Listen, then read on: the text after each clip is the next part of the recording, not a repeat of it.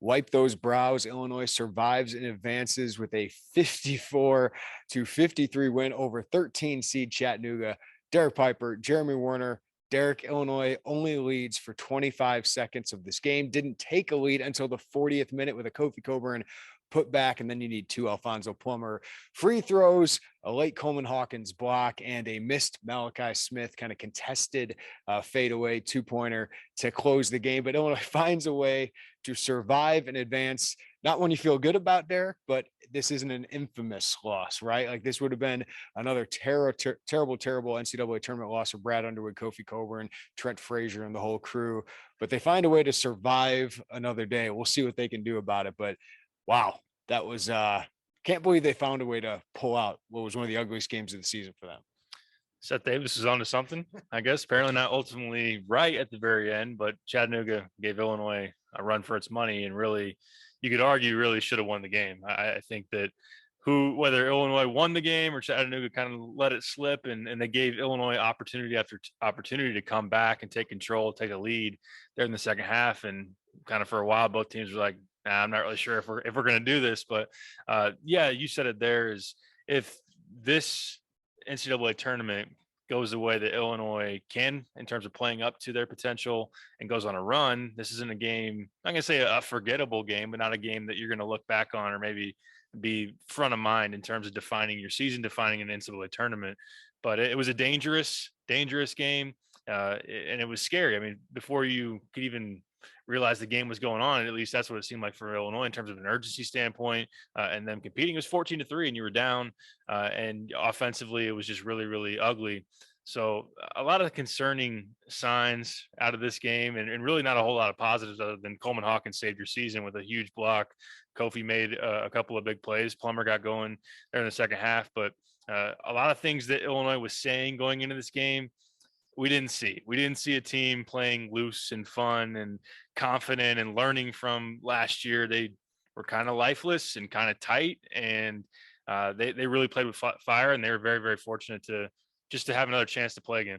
I mean, they were fortunate to play the number 51 seeded team in the NCAA tournament. And Chattanooga played hard. They were the tougher team throughout most of this game. I thought they were the better coach team for most of this game. Some of the things they did to Illinois defensively. I mean, they pressured Illinois' veteran guards, and Illinois' veteran guards, as you said, were pretty tight. They made things difficult for Kofi, didn't let him finish around the rim, hacked the heck out of him, and it worked. They kept Kofi in check for most of the first half, and then Kofi finally got going there. But all the lingering concerns we've talked about, Derek, throughout the season, right? It's Trent Frazier has not been very aggressive, and he just hasn't been very good offensively here recently.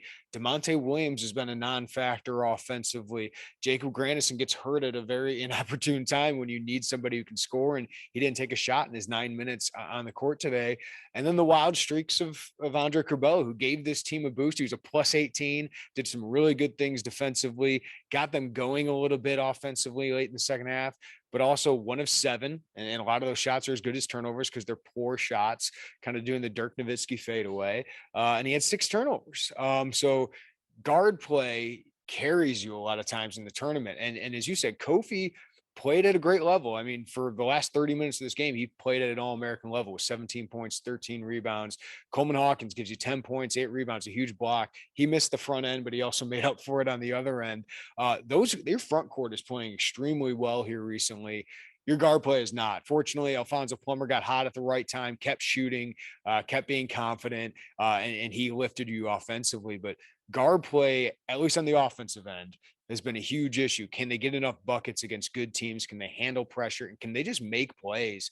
That has been a huge issue, especially with Trent Frazier and some kind of shooting funk, but also just seemingly in a confidence funk right now. I think that's a big issue, and it puts a lot of pressure on Curbelo, and sometimes you got to ride or die with him, and you could ride or die. And at moments throughout the game, kind of went both ways there. So guard play is a huge concern. Knowing how talented this backcourt is and how much experience there is when you consider Trent Frazier, DeMonte Williams, Plummer being an older grad transfer, and then Curbelo having logged significant minutes as a freshman. He's played in the tournament. You expect more. You expect more from this backcourt. And the fact that Curbelo, who is still, I think at this point, you're expecting him to get into more of a groove. And we've seen that. We saw that against Indiana, but today he was a little bit more of a loose cannon. He was taking more of those ill-advised hero ball shots, and then the turnovers were certainly concerning. A lot of those seemed like pick sixes. Like that was where he would get some steals, make some plays defensively, but then he'd give it right back, and they were runouts for Chattanooga. So that was concerning. Plummer, yeah, he shot you into the game in the second half, and you'll take that. You certainly will. But defensively, he's really bad. Rebounding wise, he's non-existent. And when he's not making shots, he just is a net negative in a big way. Trent Frazier, I understand he has the pink eye, which it's really significantly swollen or whatever it is, but he's been flat out bad. I mean, the last 3 games combined, he's 5 for 25 from the field and doesn't look very confident, doesn't look very assertive. And tonight he just didn't seem ready for the moment. I think that let's be honest. I mean, that's piggybacking off of last year's NCAA tournament game against Loyola when they need somebody to step up and score. I mean, he shot the ball. At least he was 1 for 10 though. This game he's 0 for 6. Like that would have been a tough way to go out. So it'd be great for Illinois, but also for Trent Frazier if he can have a bounce back performance against a much better team in Houston that we'll get into, Derek. But he didn't handle the pressure very well, both the moment and the actual physical pressure that Chattanooga put on them, because, they didn't stand a chance against Kofi. So they hacked him, they doubled him, but they also, kept Kofi from getting the ball because the guards just weren't very strong with the ball. Yeah. How many times we've seen, or we've heard Brad Underwood say this is Trent Frazier's team, and Trent Frazier went 0 for 6 from the field and just really, really struggled, didn't rise up and play very well offensively. And like you said, he was bothered by the way that Chattanooga got into him. And Houston is an outstanding defense. They got guards that are going to come at you and pressure you. And it's not getting any easier in terms of that sense. So on a quick turnaround, he's going to have to figure it out, and he's going to have to make some shots. And especially, and we'll talk about the matchup more in particular, but Kofi's going to have a hard time getting 17 and 13 against Houston with the way they defend the paint and trap down in the post. So Trent's gonna have to be a lot better, and we'll see if you can ultimately get that. But if you don't, it's very, very scary that you'll be bowing out there. Yeah, Frazier is 28 for 89, Derek, during his last 4 games. He's in a prolonged shooting slump. Not 28 for 29. That's Illinois shooting from 3 during the last 4 games, but Trent is shooting about 31% during the last 4 games, 5 for 25 during the last 3 games. It's not been very good for him here recently, but DeMonte's not a factor, right? Jacob Grandison with the injury has not been a factor. So it means you got to ride with Curbelo at times. I will say this, the guards, to their credit, played fantastic defense. Like your defense was able to keep you in the game. I don't think it would have against a team like Houston, but they did shut down the 2 big guards for Chattanooga. Malachi Smith, who averages 20 a game, had 12 points on 4 for 20 shooting. David Jean-Baptiste, who averages about 13 a game, had 4 points on 2 for 11 shooting. Darius Banks didn't get going. They had some guys step up and make some field goals in the first half, but you held UTC to 20 points in the second half. Felt like a lot of those were off turnovers as well. So the half court defense was certainly locked in, and they showed some toughness and grit on that end. And though they gave up a lot of offensive rebounds, they didn't give up a lot of points. Yeah, to have Chattanooga shoot 27% from the field in the second half is certainly a way that you can kind of just gut it out. And ultimately, when it's winning time, have it go your way. And I'm not taking anything away from, again, Coleman Hawkins' block or some plays on the stretch that Illinois had to make to ultimately win. But to get to that point, you did need to get some stops and make sure that didn't get away from you. It was early second half, and Chattanooga was up 11. And if they were going to continue to score, they went on a quick 7-0 run. It could have really gotten away from you and been a insurmountable lead that the Mocs could have built. But yeah, to have Malachi Smith, who SoCon Player of the Year, 20 shots to get 12 points. You got to give some credit to Illinois in the backcourt there. And also Jean-Baptiste was never really comfortable. So that is certainly, when you factor in Trent and DeMonte, really in particular, also Andre Curbelo, that certainly helps them there. So that was good, but you just can't. 54 points is not going to cut it. And you're going to face more high-level players here coming forward. Houston to start, and if you are going to go any further, then obviously talking Arizona. Let's bring this up, Derek. Brad Underwood's last two NCAA tournament games have not gone very well for him. His team has not been prepared. He said his team was loose, all that stuff. Kofi repeated that today after the game. They certainly didn't play that way. And I'm sure the pressure of what we've talked about, the pressure of, the last two disappointing marches certainly weighed on this team and led to them being tight. But at the same time, like, it's got to be an urgency from a team with Trent Frazier and Demonte Williams. Kofi Coburn, I thought had good energy throughout most of the game, but I felt like the guys that you felt comfortable with in the first half were Coleman Hawkins and Andre Curbelo. Like, those guys actually came in, boosted the team. But Brad Underwood, like, is there anything schematically, Derek? I thought he should have gone with Curbelo to start the second half. I thought that first 4 minutes of the second half could have been a huge reason they lost, because Illinois whittled that lead to 4 at halftime. They come out, you're thinking, oh, take an early lead, maybe they can run away, the more talented team. Chattanooga starts on a 7-0 run, and you're thinking, oh, this is happening. Like, they're going to lose this game. They do enough defensively and just enough plays on offense to come back and win. But I thought putting Plummer back in to start when you needed stops, I thought was most important at that time. Thought that was an interesting move for him that could have backfired, but fortunately Plummer got hot late. Yeah, I fully agree with you on Curbelo and the way that he finished the first half, and looking at the start of the first half, start of the second half, the runs that Chattanooga went on, not to have Curbelo out there in the start of the second half, certainly in hindsight in particular, looks like a mistake and maybe something he's going to have to pivot going forward, whether it means starting against Houston or just being able to flip that switch if that's something that is clear when you're better with Curbelo out there on the floor. And I think also, what do you make of that plus 18, by the way, for Andre Curbelo? Because that was a roller coaster ride. And listen, I've been trying to defend Curbelo as one of their best guards. I still think he was one of their best guards tonight, which is saying something. But they were simply better with him on the court. And I think that says a lot about his defense over Plummer, probably more than anything.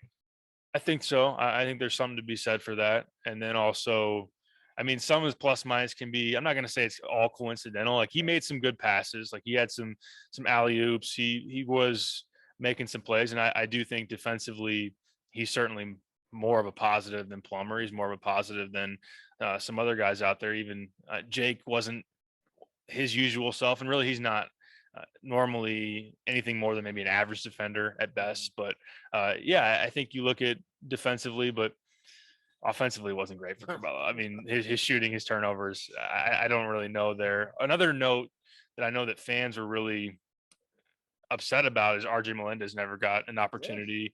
Luke Goody also. I would lean more towards RJ. I know that post appendectomy hasn't been the same player, and then to throw him out in this kind of a moment. But the fact that Illinois was getting beat for effort plays, beat on the glass, I mean, that's something that RJ's been able to do, is fly around and go rebound and go make those type of plays. I think that was something that in hindsight you might would have said, well, why not give him a chance there instead of, just kind of going status quo with some of your older guys. Yeah, even if it was like a 2-minute run. I just thought, see if he can give you something. But I think Underwood was really nervous that the game could have gotten away from defensively. I don't think he trusts RJ Melendez defensively, even as much as a guy like Jacob Grandison to just kind of make the simple play. But you got to have a threat out there. You need some life. And those guys have shown, RJ's shown in the past that, when teams struggling, he can give them a little bit of life, a little bit of juice, and maybe a guy that can attack the basket. Maybe a guy who can step up and hit a three.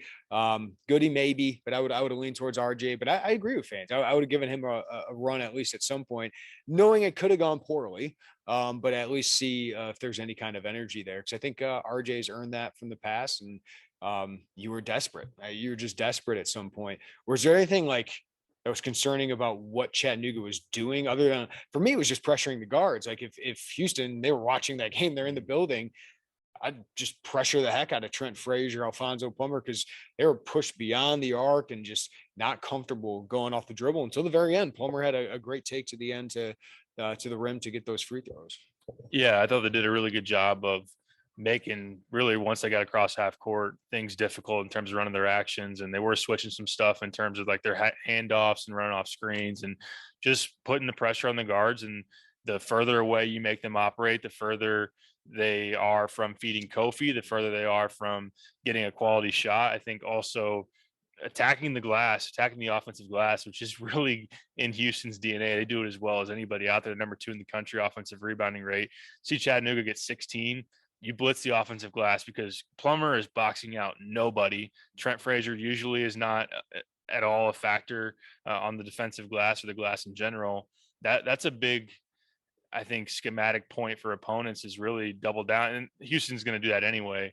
I think also when you looked at some of their Chattanooga success, they ball screened Illinois pretty effectively early, and that was something that was evident that helped build their lead. Now in the second half, to hold Chattanooga to 20 points, Illinois did buckle down. Kofi did defend the paint a lot better. It ended up with 3 blocks, but that was something that you kind of looked at. You just gotta play harder. You gotta be able to rebound better, and then offensively you got to run your stuff. They made some really bad decisions in terms of shots and turnovers, and then we're so out of sorts, not doing what they want to do in terms of execution. I mean, there was that stretch there where Andre Curbelo throws the ball at Coleman Hawkins, who's not looking at him. I blame Curbelo for that. Yeah. And then Trent in the fast break just whips the ball out of bounds to no one. It was just frazzled. It was just, you gotta get some poise here. I don't know if you can get that. Maybe they play a little bit more free because they're underdogs to Houston here, Derek, and not a lot of people are expecting them now to go to the Sweet 16, but you got to regroup here. You got to find some poise. You got to make some shots. Of course, Trent Frazier missed open shots. Alfonso Plummer missed some open shots today, but eventually made them. So all of that goes into it. But as you said, let's look ahead to Houston. A much tougher matchup. Number 4 team in the KenPom, or 4 team in the KenPom, number 5 seed in this regional. A little bit of a tough draw, kind of like Loyola Chicago. And we learned just a few minutes ago, Illinois has a 12:10 Eastern time start, 11:10 Central time AM start on Sunday. So a very quick turnaround here for both teams. It's kind of crazy that Villanova and Ohio State are playing much later in the day than those 2 teams, even though they played much earlier in the day today. But that's what it is. Both teams are going through. Both teams are shooting the same ball. Houston shot that NCAA ball just fine today, 10 for 21. Kyler Edwards was fantastic. Kelvin Sampson led him to a Final Four. He's obviously a very good coach, despite Illinois fans' history with Kelvin Sampson. So you can find some revenge for him stealing Eric Gordon here. But if Illinois plays like it did tonight, Derek, they're going to get blown out by Houston. So they have to find a way to play.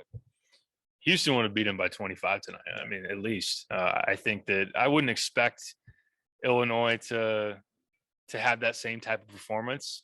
Then again, I don't really know what to expect of Illinois. That's kind of where they're at as a team, right? Mercurial is a word I used for them tonight. Yeah. I think that's what they are. You just don't know. They're unpredictable at this point. They are. They certainly are. And I think that Houston's a tough matchup. And when you in the 4 or 5 spot, and you know that if the 5 doesn't get upset by the 12, you're going to have a tough game. And that's certainly where you're at with Houston. I think the fact of Chattanooga's success on the offensive glass, and we've seen some teams here down the stretch against Illinois be able to get a lot of second chance opportunities. Houston's going to do that. I think also the fact that Houston's 6th in the country in 2-point field goal percentage defense, the way that they have size with Josh Carlton, who's a very good shot blocker, offensive rebounder. He can at 6'11", 245, 250, can defend Kofi, but they trap the post pretty much every single time. So you got to expect extra help to come that way. They turn you over. And not only do they trap the post, they trap ball screens. They really are flying around defensively and trying to make you uncomfortable. And for as uncomfortable as Illinois was tonight against a Chattanooga defense that's, I think they were in the 80s in terms of defensive efficiency. This is one of the best defenses out there. So they got some size, they got athleticism. They're a really good team. And I know that they're down their top player in terms of what's his name again? Marcus Sasser being out. They're a tough matchup. I know they have one quad win all year, but they're a very good team, and you have to feel a lot better the way they're playing here recently as opposed to Illinois. Yeah, you got a big guard in Kyler Edwards. They got size to combat Kofi Coburn. It is a tough matchup. Like when they drew Houston, I was like, oh, that's not bad. It's an American team, right? They haven't really beat many teams that are great this year, though they have a couple power wins over high major opponents this season. It didn't look like a team that you would be too concerned about, especially when like Iowa was a 5, right? But you look at the matchup now and with the way Illinois has played its last couple of games, there's just not a lot of confidence. You wrote about it coming in, Derek, after the Indiana loss. Like it's hard to have a lot of confidence in this team, but if you can get Trent Frazier to have a Trent Frazier, streak game, what's the word he always uses?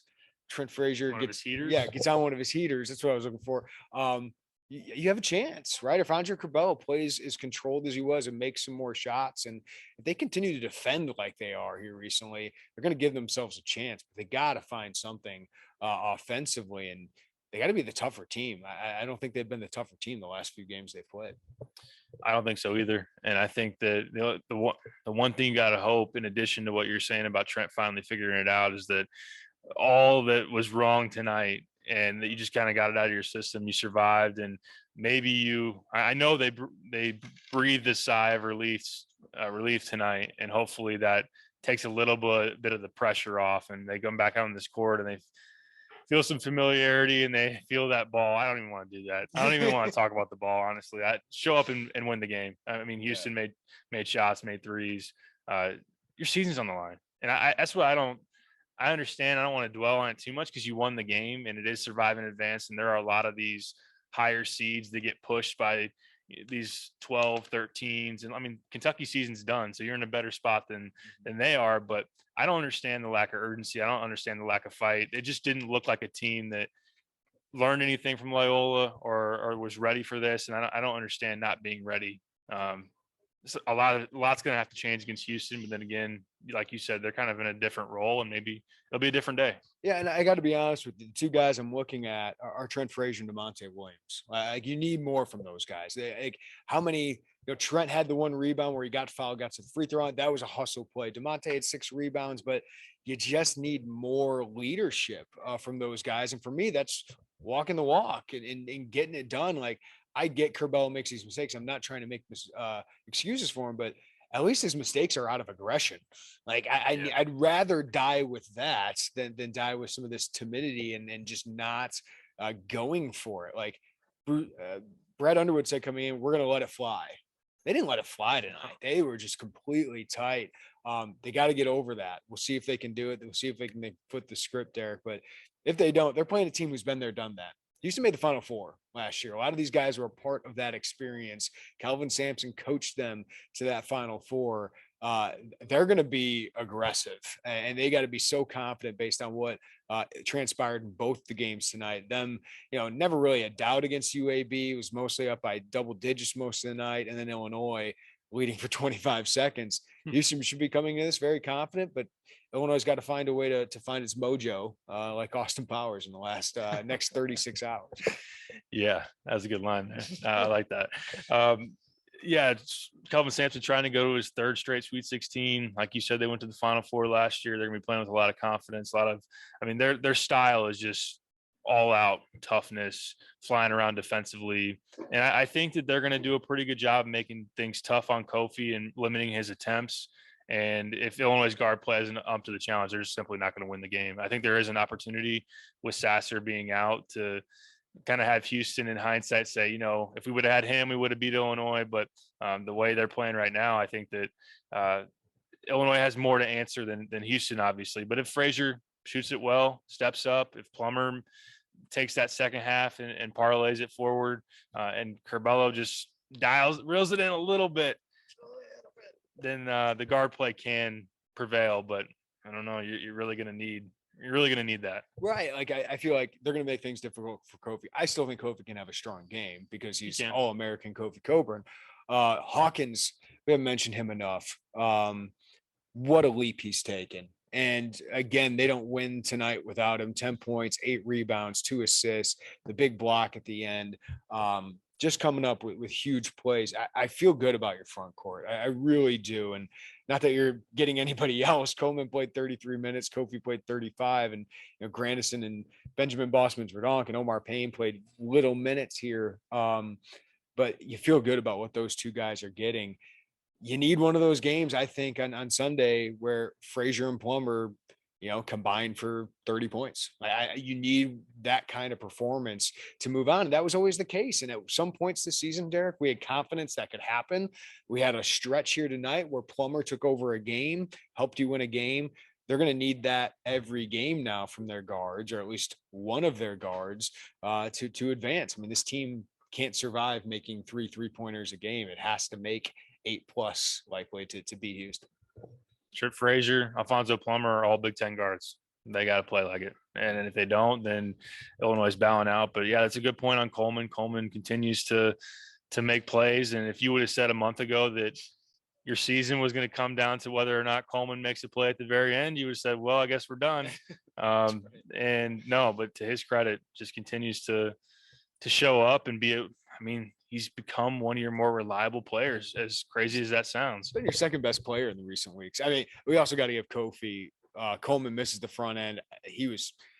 That was a tough moment. I was 10 feet from him and he was breathing hard, taking deep breaths. That's a big moment, and hopefully you can learn from that. But Kofi to get the rebound and put back. Guy's been clutch. Guy has been really clutch, made his free throws towards the end of the game too. So those two you feel good about. But if you can just get two of those guards to step up in the same game, that's when you can make Houston nervous. That's what it's going to take. But we haven't seen it. I know. I haven't seen it for a little while. They're definitely capable of it. The fact that Coleman is playing the way he is, Fabian White for Houston is a really good four-man. And the fact that you're not dying over that matchup and just, biting your nails off says a lot about Coleman. But I think it also speaks to the newfound concerns you have in Illinois' backcourt. And that's something you wouldn't have necessarily expected a couple of weeks ago, but that's the reality. Is Trent Frazier capable? Can he come off of this game and just kind of have renewed life and be able to lock back in and make shots? Yeah, he's capable of heaters. He's capable of competing defensively and being what you need. But him and Plummer and DeMonte, Curbelo, those are guys that are going to have to rally and be able to play a really, really good game against a tough Houston team. Outside of Purdue, it wasn't a pretty day for the Big Ten, but all 5 Big Ten teams do advance. And Illinois, unlike Iowa, did survive in advance. So unlike the Hawkeyes, unlike Illinois last year, you don't, or I guess Illinois was second round last year, but you don't fall in that first round this time like Iowa did. So you find a way to survive there, but there's just questions of whether they can further advance, right? Like we've seen too many lingering concerns here to think you can beat one of the metric darlings and a team that could really give, I think, Arizona a potential run, because Arizona showed some flaws tonight, and Houston can be really tough. So we'll see. You never know with this team, right? But they are just one win away from the second weekend in the Sweet 16. So you got to put it all together for one night. Yeah, if you're in the Sweet 16, again, we've talked about it. Regardless of what we saw tonight, if you can just kind of erase that off your memory, not saying you should or that you will, if you're going to San Antonio in a Sweet 16 game against Arizona or whoever it is, maybe Arizona gets upset, you never know.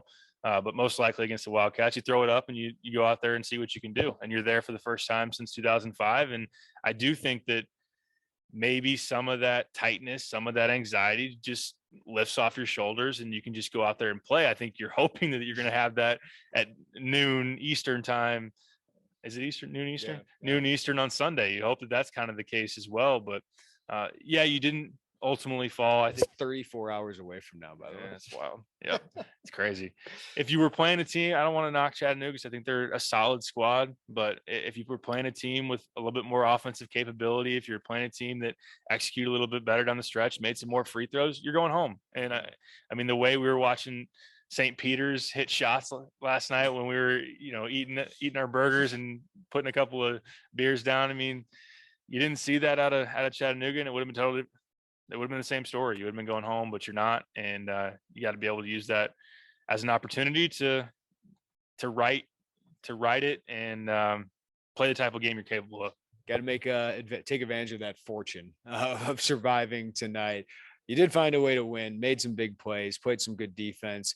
We'll see if they can put together a better performance. Again, it's a 12:10 Eastern time tip off here in Pittsburgh, 11:10 for you guys in the Central Time Zone. Illinois, a 4.5-point underdog against Houston with an over/under of 133.5. So they figure it's going to be a low-scoring affair between two teams or one team that really struggled to score today. But I think Illinois will make it tougher than UAB did on Houston. So we'll be there. Illini Inquirer 3 deep. Joey Wagner is going to have a fun story looking ahead of how this team scouts. Derek will have player grades, and of course, your 3 keys and a pick for the round of 32 matchup.